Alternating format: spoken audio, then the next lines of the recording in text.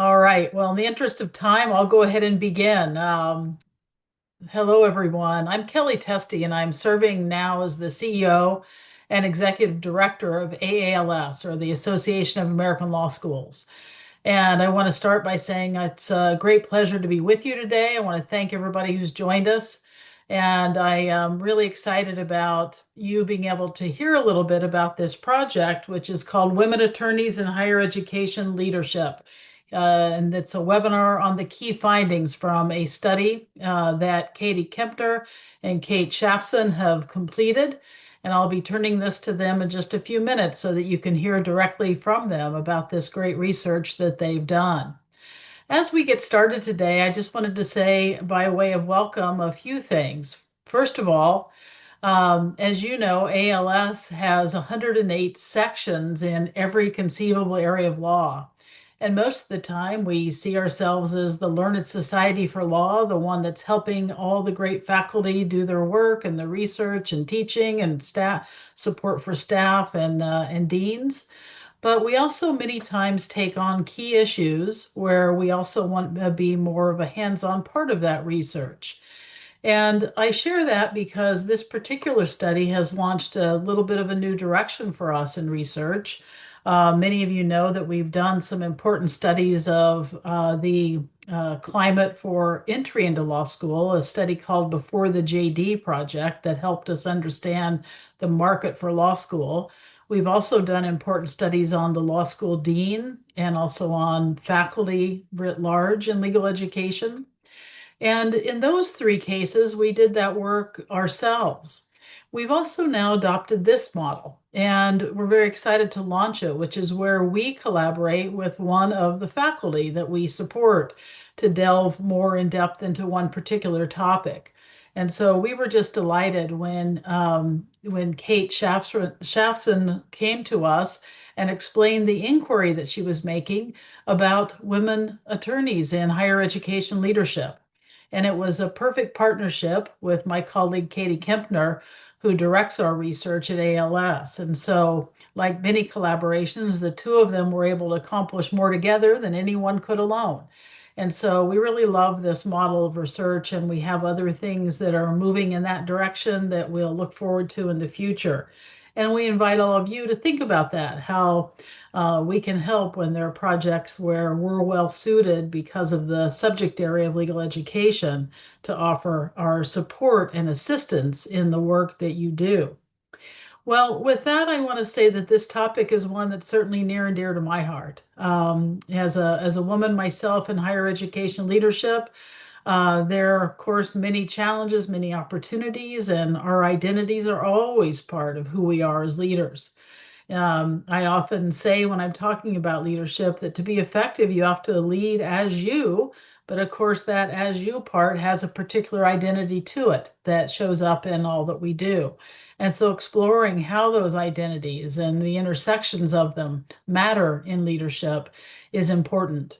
It's also important because today higher education it is at an inflection point where we desperately need talented leadership, and so we want to make sure that that leadership is drawn wide from a wide pool and that we have very committed and top-notch leaders in higher ed to meet the challenges of the moment, which are considerable, as we all know very well. So with that, I want to say that I really look forward to hearing what the main findings are of this research today. And I want to thank both of our researchers and introduce them, and then I'll turn it over to them. We have, as I noted with us, Kate Schaffzin, who is the director of the Institute for Professional Leadership and the Douglas A. Blaze Distinguished Professor of Law at the University of Tennessee, Winston College of Law.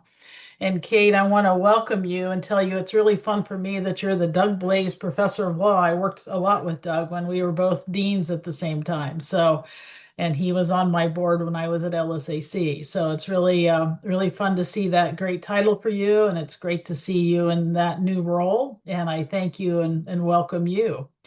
Katie, it's also wonderful to welcome you. Katie's my colleague at ALS. She is the director of research, and she also leads us in data analytics. She's a terrific colleague. And so I think she's going to go first. So, Katie, I'll turn it to you, but I welcome both you and Kate. And thank you so much for your work and for sharing it with us today. Welcome, everyone. Thank you so much, Kellye, and thank you for connecting Kate and I to work on this very meaningful and important project together. I'm going to take a moment just to share my screen so that we can have our slides up for the key findings presentation today. So you should be able to see those, and I'll turn it over to Kate to introduce herself and give some housekeeping points before we get started.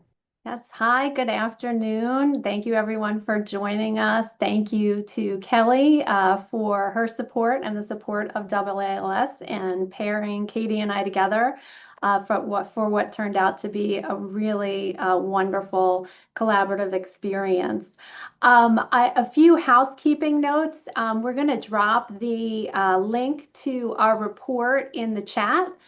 So you should be able to access that, and I hope you will take some time to read that after our webinar. We're going to present key findings from that research here today, but you can read the full report on the AALS website.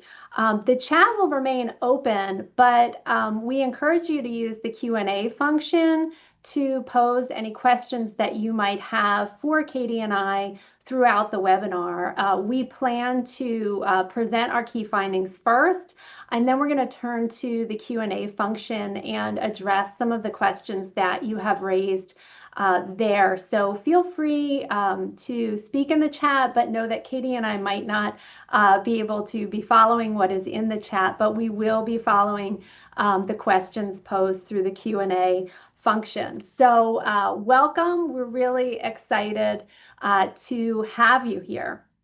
So we wanted to talk a little bit about the background of this research. We began our research in 2024 when I drafted a proposal for a symposium at the AALS annual meeting that did not come to pass.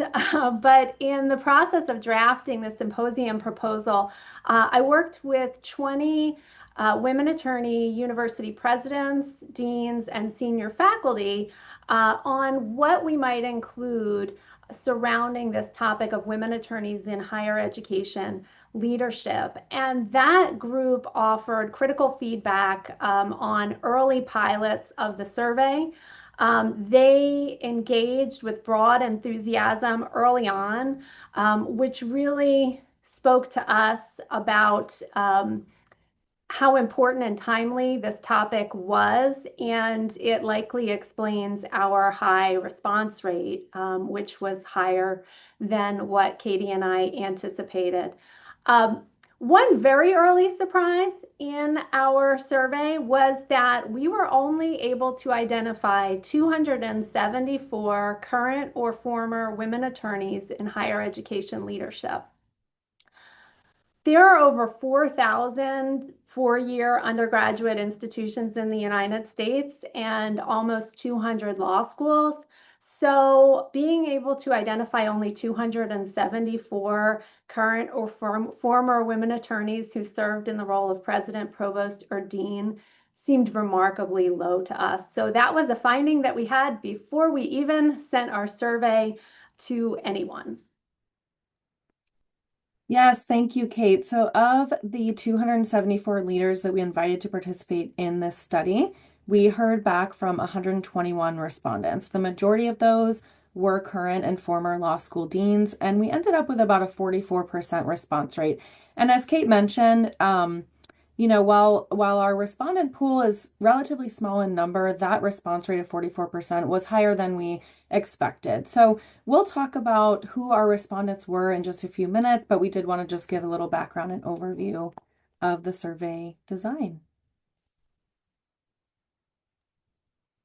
So the project was inspired by the close and supportive network of women law deans that I encountered when I served as the dean of the University of Memphis Cecil C. Humphrey School of Law from 2018 to 2024. And it was the experiences of these women that inspired me to pursue this current project. I really wanted to bring to light the challenges and sometimes shocking mistreatment faced by women attorneys, even at the highest level. It surprised me when I became a dean that that it was something that I thought maybe you could rise above. There was some point in one's career where one might rise above the effects of gender discrimination, but that wasn't my experience. And I found through this network of collaborative and supportive deans that many other women leaders faced the same kind of challenges. So when I stepped back from being dean, I really wanted to be able to share out some of these experiences in a format that would allow uh, sitting deans, sitting presidents to share their experiences without identifying themselves. And really be able to highlight their courage and strength and to inspire the next generation of women leaders who will follow them.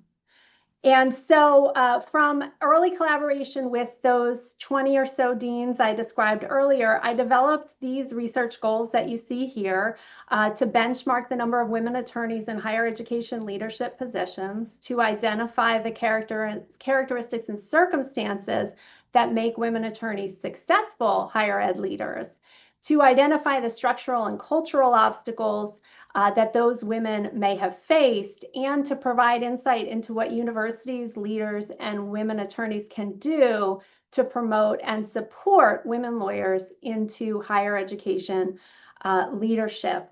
When I brought this concept to Kellye Testy, she was immediately receptive, thank goodness, and offered the full support of AALS and paired me with Katie, who helped map these research goals onto a survey and really helped design the most effective tool that we could come up with. And it is Katie who's responsible for all the data analysis, and we jointly authored the report that's available in the chat. So our research was informed by lots of existing research on trends in higher education, trends in women in the legal profession. And that was the background from which we were drawing when we designed the survey and looked into these research goals. So specifically, a couple of things that we had in the back of our minds while we were working on this project was that the number of women leading American law schools rose dramatically from 2010 to 2025, from 18% of all law deans being women in 2010 to 41% being women in 2025. And that 41% really began to plateau in 2023. So we knew there was a dramatic rise in the number of women attorneys serving as law deans. And we know that 30% of university presidents are women. But of those university presidents who are attorneys, only 20% are women. So women are definitely represented in university president positions, but they're even less represented when we're talking about attorneys who are serving as university president. So given this context that women lawyers are really represented in these higher ed leadership roles, and just before we dive into some of our key findings, I think it's helpful to understand who we heard from. So I want to say a little bit more about that now. As I mentioned earlier, most of our survey respondents were current and former law school deans, which makes sense.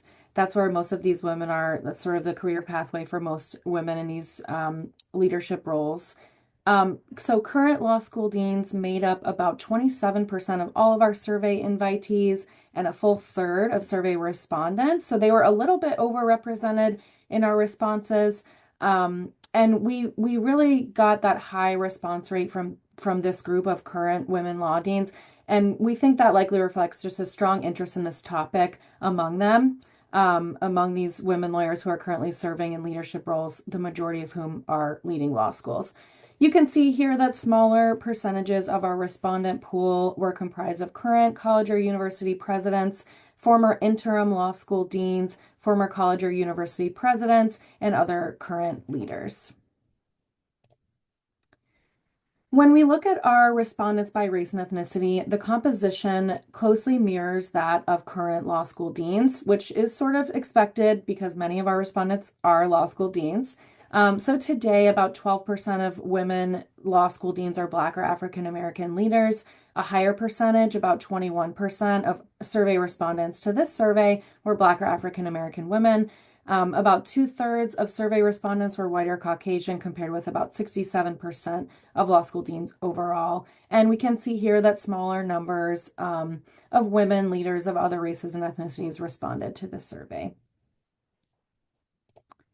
And lastly, we did also look at parental education. You can see here that about a fifth, 20% of respondents to our survey are first generation college graduates whose parents do not have a 4-year bachelor's degree. That finding is very consistent with previous research that Kellye mentioned. We published a report in 2022, the American Law School Dean Study, which also found that about a fifth of law school deans are first generation college graduates. This really aligns and kind of confirms that finding. And you can see a higher percentage of respondents do have a parent with a postgraduate or professional degree, which also tracks with the findings from the 2022 Law School Dean Study. So those are a few statistics about who we heard from, and now we'll get into some of our other key findings. So we really wanted to look at the characteristics and circumstances of successful women attorney leaders because lawyers tend to be skilled in many of the areas that would be helpful to higher ed leadership, specifically problem solving, crisis management, negotiation, critical thinking, and communication. Those are all things that lawyers are trained in, and those are all skill sets that are in high demand among university presidents.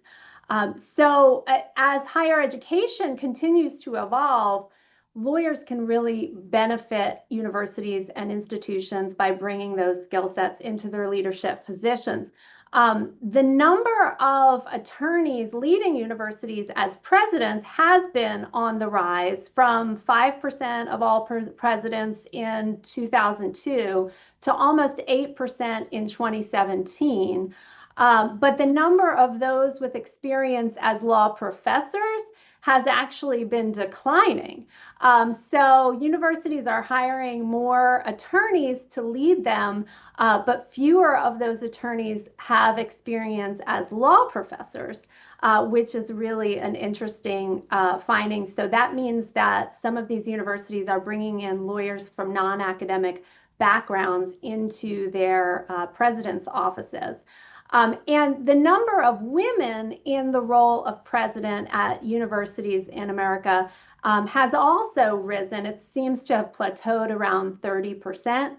But the number of women attorneys leading as presidents, it remains ridiculously low. So if we have 8% of presidents are attorneys, only 20% of that group are women attorneys. So we're talking about a very small number of women attorneys leading in the president's offices.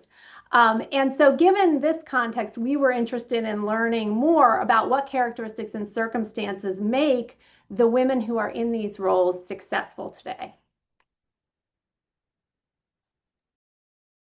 Yeah, so we asked a couple of questions to get at characteristics and circumstances that make women attorneys successful leaders. So this first question, where you see the results here, we designed intentionally as an open-ended question rather than specifying whether we were asking respondents to share personal or professional characteristics of identity. We wanted to leave it open so that we could capture sort of what we expected would be a very broad range of characteristics that these leaders would identify. So after our survey responses came in, the open-ended responses were coded into these broader categories. And as you can see, there really is a mix of personal and professional characteristics. that these women leaders cited. There was some consensus around leadership and motherhood or parenthood, but we were very we were interested to see this very clear mix of professional and personal characteristics. And sort of along the same lines, we also asked what attributes were most helpful to women leaders in terms of their success in their leadership roles. And for this question, we did offer a list for leaders to choose from. So this was sort of a checkbox question rather than open-ended. But yeah, in addition to sort of understanding how these leaders characterize themselves, understanding these attributes that have been helpful to them can bring further clarity to sort of what they're bringing to the table.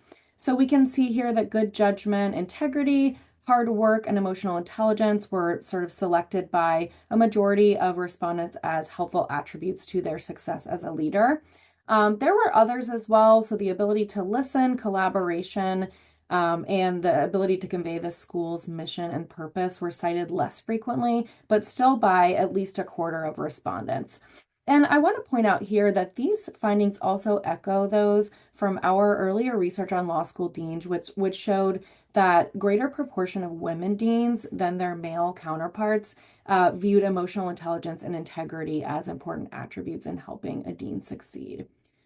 So I think in both of these questions about characteristics where women leaders could write in their own open-ended answers, and also this list of helpful attributes, we see this mix of personal and professional coming in. And I think that that really leads us to believe that women attorney leaders are bringing these interpersonal skills in addition to the technical training that Kate talked about to their leadership styles.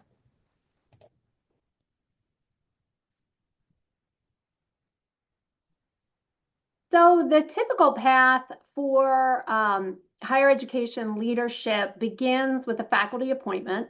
There are always going to be exceptions to the general rule, but the general rule, the overwhelming majority of those reaching higher education leadership positions begin with a faculty appointment. From there, a leader typically serves as a department chair or associate dean, then as a dean, then as a provost, then as a university president. Notably, the number of attorneys serving as provosts is negligible. So when we see attorneys serving in the role of president, most bypassed the provost's office altogether or were appointed from outside of academia. It's very rare to see an attorney who comes from a faculty background who has served as a provost and then a president. So most of our survey respondents sort of mirrored these broad trends and reported coming from a primarily faculty background, most commonly in a law school, which makes sense for who our respondents are. We had some other interesting findings about the career journeys of women attorneys specifically.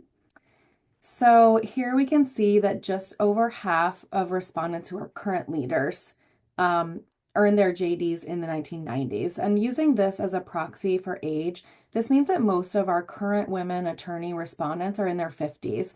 Again, this really aligns with previous research on sitting deans, which found that the average age of a sitting dean in 2020 was 54. So this sort of confirms or echoes that. And shows that women aren't necessarily reaching these positions much later than law school deans overall. We also look at academic backgrounds. So it's well documented, especially in the legal academy, which obviously produces the vast majority of women attorney leaders in higher education, that deans tend to have earned their JDs at a small group of elite law schools. And our study revealed some concentration in terms of where women leaders earned their law degrees. Almost a quarter of our respondents got their JD from Harvard or Yale, and about another 10th combined earned their JD from NYU, the University of California, San Francisco, and the University of Michigan. But about two-thirds, so about 67% of our survey respondents got their JDs somewhere else. So I think this suggests that women leaders might be more likely to have earned their JDs from a wider range of schools than law school deans overall. And again, that's referencing that 2022 report on all law school deans. We also can look at what specific experiences helped women leaders prepare for their leadership roles.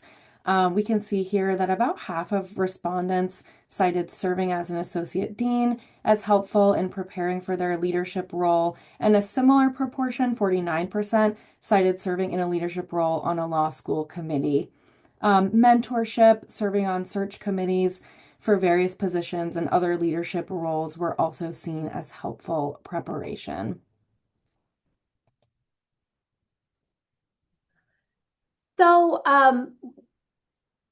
so much has been written about structural and cultural factors that impact women in higher education and that also impact women attorneys in the legal profession. And so we built our survey around some of that existing research to delve into whether or not similar structural and cultural factors affected women attorneys in higher education leadership. And what we found in terms of structural obstacles was that the inequitable pay and faculty status of women attorneys in the legal academy definitely decreases the number of qualified women in the pipeline for higher education leadership. Women attorneys are more likely to be appointed to non-tenure track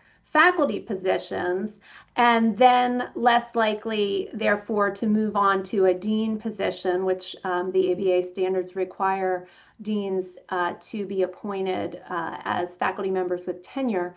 And so when we have so many women faculty members without tenure or tenure eligibility, that pipeline is much smaller. Similarly, women attorneys in higher education at the lower levels face the same level of wage inequity and pay inequity that we see across industries. And so, with those two status and inequitable pay factors going on at the lower levels, that is affecting the pipeline of women attorneys who are eligible and stick around long enough to move on to leadership positions.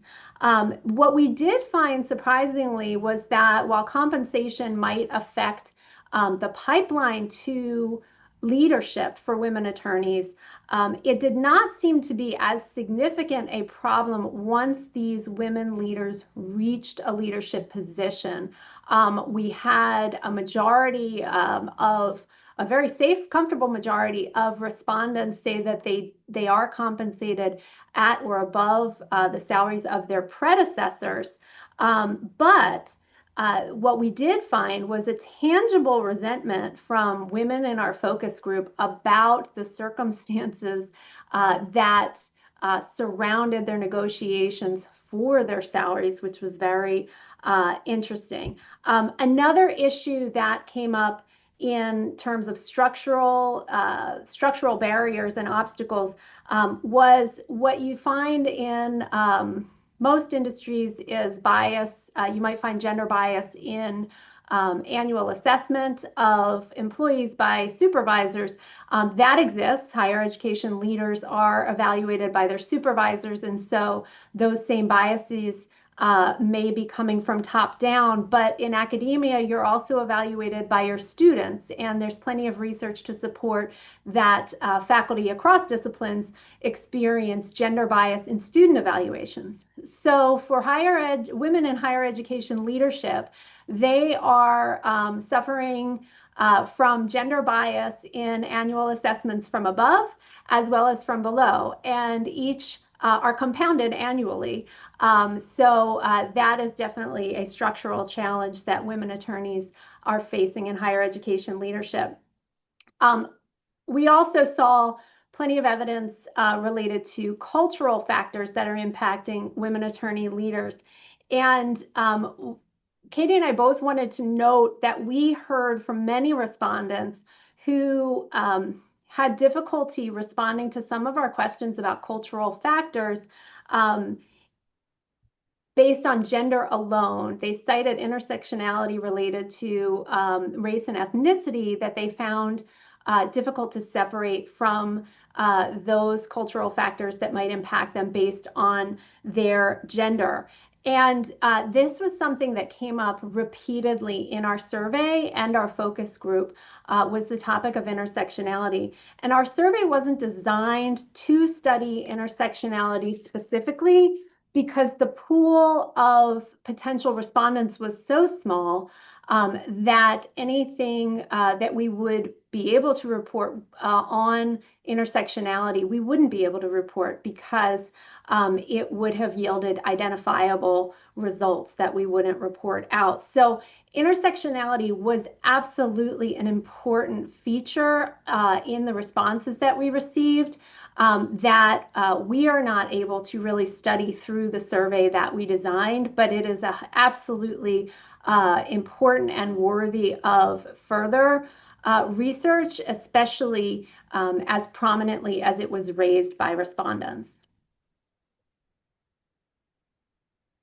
So Kate talked a lot about the structural obstacles that we write more extensively about in our report. I think here we'll focus on some of the cultural obstacles that we had findings around. So first, the majority, 3/4 of our survey respondents reported experiencing gender bias in their current or most recent leadership role, and a slightly smaller percentage, but still, 72% reported that they had overcome obstacles to success because of their gender identity. So these were obviously common experiences among most of our respondents, but I think it's important to emphasize, and I want to do that now, this was not the universal experience of everyone who responded to our survey. We saw some wide variation in how survey respondents and focus group participants did or did not experience gender bias and some of the other experiences that we asked about. So in our full report, which we would definitely encourage you to read, we are bringing in a lot of these varied perspectives on both of these questions and the findings we'll get to next. We asked about several different specific types of experiences, and you can see here that the majority of respondents agreed they had experienced most of these, with the exception of being made to feel unsafe. But overall, our study found that underestimation and marginalization were common experiences of women attorneys in higher ed leadership roles. We see that over 70% of respondents agreed or strongly agreed that people would be surprised to see someone like them in a higher education leadership role. A smaller but not insignificant proportion of respondents agreed that they had been marginalized professionally because of their gender identity. And at the top there, you see that a full 85% of respondents agreed or strongly agreed that they had experienced gender-based microaggressions. And some of the examples of those that we cite in our report are like being called a lady dean, being called a little girl, or just being addressed without your title, and some other examples that we flesh out in the report.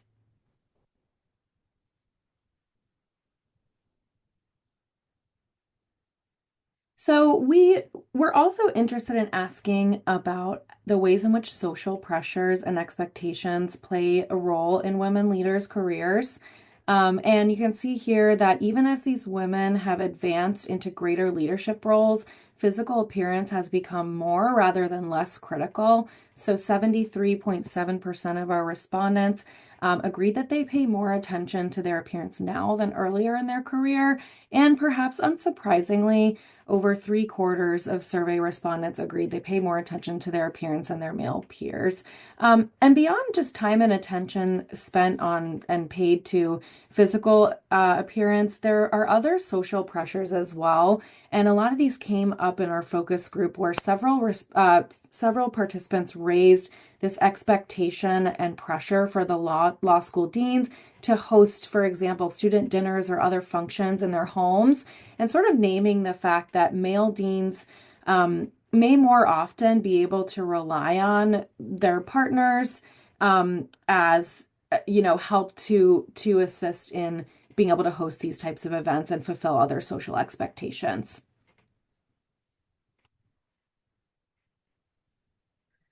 So we very much wanted to emphasize how higher education institutions can support more women attorneys in their leadership roles. And so there are really 4 strategies to promote and support women leaders that we go into greater detail in our report. But to highlight those for you, we talk about benchmarking and accountability and how exit interviews and cultural climate surveys can be used to really improve institutions and make them more hospitable places where women want to stay and advance. We talk about mentoring and professional development as key features for supporting women, serving as allies and champions to women as they advance. And we also talk about the adoption of transparent compensation policies. And I'll just share a little bit more detail around some of these strategies. So, support from mentors, colleagues, and supervisors was very key for our respondents. 77% reported having a mentor or champion, and the same percentage reported that at least one colleague or supervisor has helped them advance professionally. When we asked respondents how their mentor or champion helped them advance professionally, respondents most commonly noted receiving a recommendation or a nomination for a specific position, getting general good advice, or extending or supporting opportunities for leadership, and just being a sounding board to listen to challenges.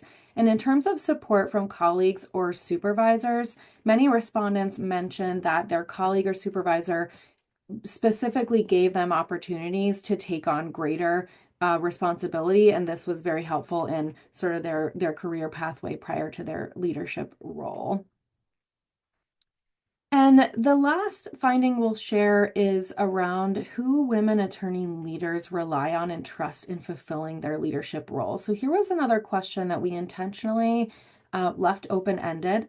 We asked respondents to write in 3 people they trust and rely on to fulfill their responsibilities. So similarly, these were then coded into these broader categories. And I think going back to the characteristics of identity, we also see a mix of personal and professional contacts and relationships here. So we have mentors, partners, and spouses. Also, friends showed up in the list, and colleagues and peers. So you can, just one thing to point out, interestingly, mentors were trusted, but they weren't at the top of the list for those that women leaders rely on. And on the other hand, fellow deans and presidents were relied on, but not necessarily trusted. So I will turn it back to Kate now for some concluding remarks. Yeah, so with a rise in the number of universities that are turning towards attorneys for leadership in these challenging times, we are really hopeful that those institutions will be promoting and looking at women attorneys to lead them as well. And it was really important that Katie and I make sure we solicited the advice of these women leaders to help develop strategies and solutions for current and future women attorneys in higher education leadership. And so we really also wanted to amplify some of the challenges that women leaders face in addition to their primary function of leading their institutions. Anyone who's rooting for the success of their own institution should be working to eliminate obstacles that are really distractions to their leaders from those primary missions. And so we really wanted women to be able to have the support of institutions in confronting some of these challenges. When women leaders confront these challenges in silence, then others might be unaware of what role they can take in helping to support those women, which ultimately supports their institutions. You heard about some of the solutions that we offer, but I want to repeat them because that was really our goal. Institutions that benchmark their record in supporting women attorneys and hold themselves accountable through exit interviews and climate surveys to really learn what they can do to create a culture that is welcoming of all and supportive of women attorneys as in leadership will really benefit from doing so. We also think that leaders and organizations that support them should pursue and develop professional development opportunities and mentoring relationships for women attorneys, either currently in leadership roles or those aspiring to leadership roles. And it's important for institutions to really look at their compensation policies and determine how they can be more transparent in their compensation policies. This would benefit women attorneys, but it also benefits all leaders. So that's a gender neutral change, but when institutions can be transparent about what types of benefits they could offer and what their historical salary ranges have been, it can really help set the right tone for these leaders to take on the challenges that await them. We're really hopeful that this study can benefit current and future women leaders and really empower their supporters to help promote them and support them through what is going to be a very challenging time. And we encourage you to download the full report. And also, we wanted to let you know that if you're attending the AALS annual meeting in New Orleans in January, Katie and I hope you'll attend our program on January 7th, where we're going to be summarizing these findings in a much more condensed format. And we're going to be hearing the reflections from three panelists, including Laura Rosenberry, the president of Barnard College, Danielle Conway, the dean of Penn State Dickinson School of Law, and Steve Mazza, the dean of the University of Kansas School of Law, who are going to reflect on our report and its impact from a leadership perspective. And we also hope you'll check out our forthcoming essay on the glass cliff for women law deans, which is coming out in the University of Missouri Kansas City Symposium this winter. And that's where we're going to share a little bit more focus on the glass cliff specifically for law deans as opposed to higher education generally. But we're so glad that you joined us today. And if you have questions, I hope you'll put them in the Q&A. Katie, I saw one in there. Yes, so we've answered two. One was just a clarification on a stat, and then someone asked about the comparison between men and women on hard work. So I answered that, and I think everyone should be able to see that. But we have an open question now, which is a great one. What was the most surprising thing you discovered in this survey? Kate, you want to go first? I think I already said it. And it was, I can't believe there have only been 274 women attorneys in the role of university president, provost, or law dean in modern times that we were able to track down through our research. I mean, there's almost 200 law schools. So, I mean, I would have expected there to be at least 274 current or former women law deans, but that's not the case. And there's 4,000 universities. And so to see so few women represented in the leadership of those positions is really, that was the most surprising thing to me. What about you, Katie? I think I would say some of the findings we have around compensation And we go into a lot more detail in our full report about that.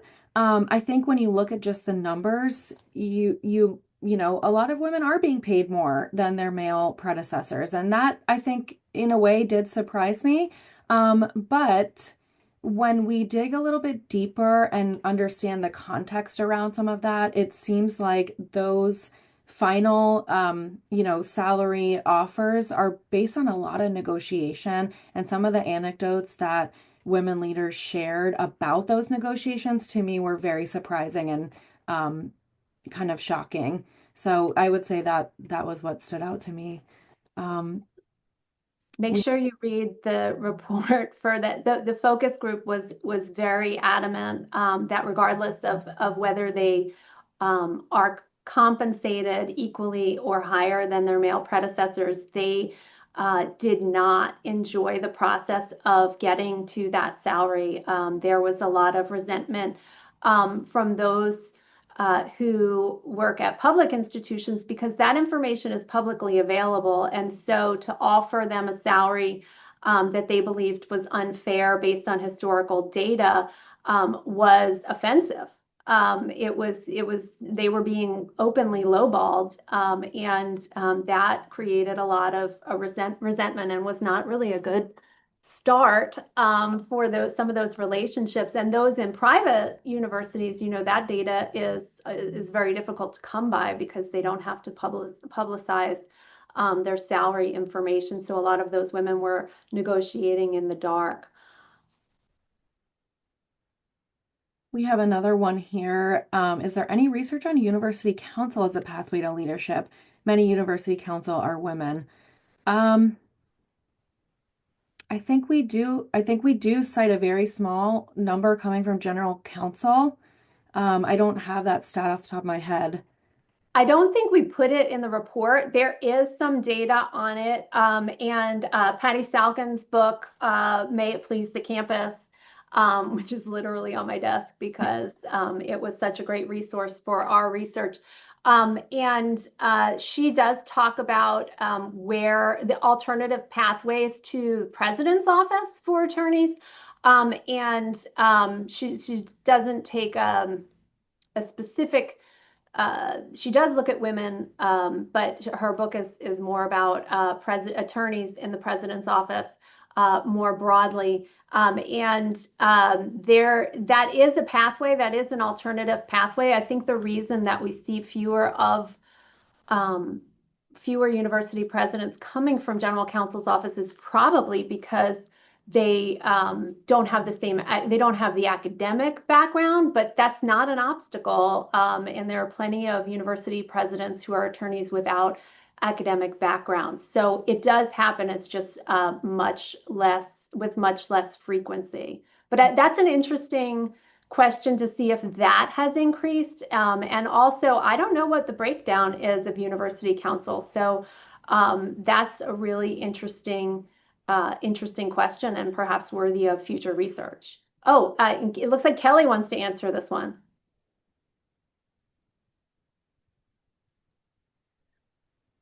Thank you, Kate. I was only going to say that my recent experience is that it hasn't been a particularly productive pathway, but I think you covered the main reason, which is that there's usually more of a real lawyer bent than an academic bent to those people. Um, the more the university is one that focuses on undergraduate experience or teaching and less on scholarship per se, the more that has been a decent pathway. But I don't think there's any real stats on it. So Laura's question's a good one, and it would be, like so many things, a great topic for further exploration.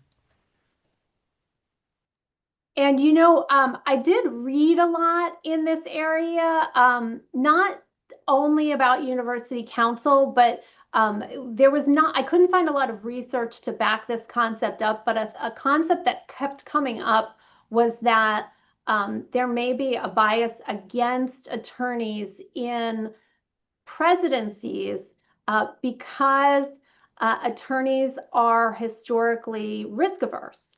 Mm. And I think that probably is even more so from a university council perspective. So there's no study there. I didn't find any studies of this, but I think it would be really interesting. But there is a bias that maybe attorneys who are counseling their clients against forthcoming risks may not be able to take risks. And I don't think that's true at all. And I think there are plenty of attorneys with those experiences that are testament to that. But that nonetheless is perceived as a bias against attorneys in presidencies. But I think the skill sets are so needed today, especially with the politically fraught environment of universities right now. I think that it's the perfect time for universities to be looking to attorneys for leadership.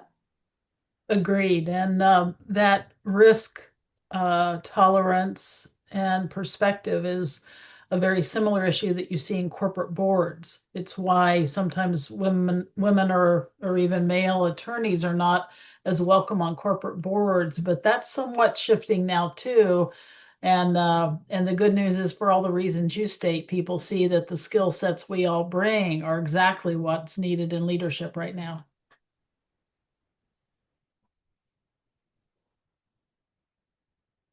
All right, we've got a few more minutes. I don't see any other questions coming in.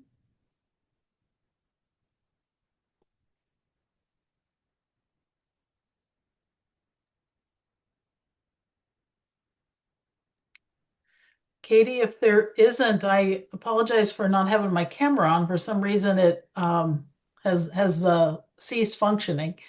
But let me just note that one of the exciting things I see about your work is that it really highlights too just the possibilities for future research that I hope that some of you who are listening who have already done good work in this area, like Laura and Patty and Mira and so many others, will continue to explore. And one of the things that is so deeply interesting to me, and that I know all of us also share, is just that the intersectional experience of women always brings out special issues for inquiry and for really going deeper. And so I really look forward to how this can, I hope, spark much more conversation in this important scholarly area. And as I noted at the start, it's a time when we really do need great leadership in higher ed. So I hope it also encourages people to look more toward lawyers for those leadership roles. And it looks like you have another inquiry from Amanda here, so I'll turn it back to you. Yes, we do. We just got another question in. Well, actually, we have two, one through the Q&A here. So let's start with that. How does the current political environment and from some hostility towards higher education affect women in higher ed leadership, meaning affecting women leaders more greatly or differently? I will say that some of this, I think what you're getting at did come up in our focus group when we talked about experiences of feeling unsafe, and also in that survey question. Um, but women had things to say about that sort of from experiences throughout their careers as well. Kate, would you add anything to the more recent changes and how that's had an impact? I mean, I think that is definitely worth study. And one thing that I would like to look into is how the media portray women in higher ed leadership. Because one thing I definitely noticed over the past year, I mean, none of us missed congressional testimony by female presidents, but what I definitely noticed was even in reporting. I haven't studied this yet, but I think it's worth investigation. I noted that the names of presidents, women presidents, when their institutions were being criticized for First Amendment reasons, the president was named if it was a woman. And you were more likely to see just a general reference to an institution if the president was a man, and he was not named. And that was just something that I started to keep tabs on, but have not studied. But I'm curious to see if that's happening. There's an interesting interview today in the New York Times with 3 university presidents, including Jennifer Mnuchin, who's the chancellor of the University of Wisconsin, former law dean at UCLA. And so it's interesting. I think it's worthy of study. But to Katie's point, in terms of feeling safe or unsafe, we did hear from respondents that they were threatened in ways that they believed was intentionally made to make them feel unsafe. And that was probably the affected by the current political environment. And to Amanda's question, a practical takeaways, I think that we asked the question about safety. There were the data there was overwhelmingly that most women did not feel unsafe.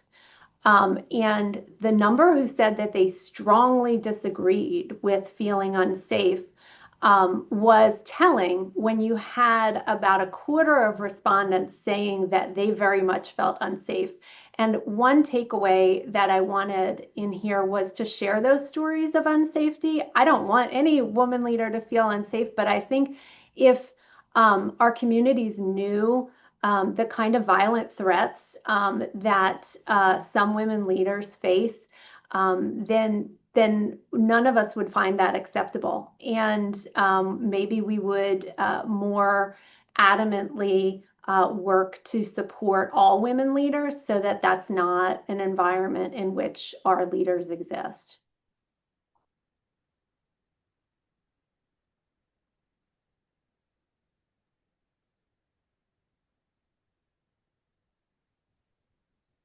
I think we might have gotten one more. Yep. Just a thanks for answering. And I'm going to thank you, Emil. I'm going to try and post that link that you just shared in the chat for the New York Times interview.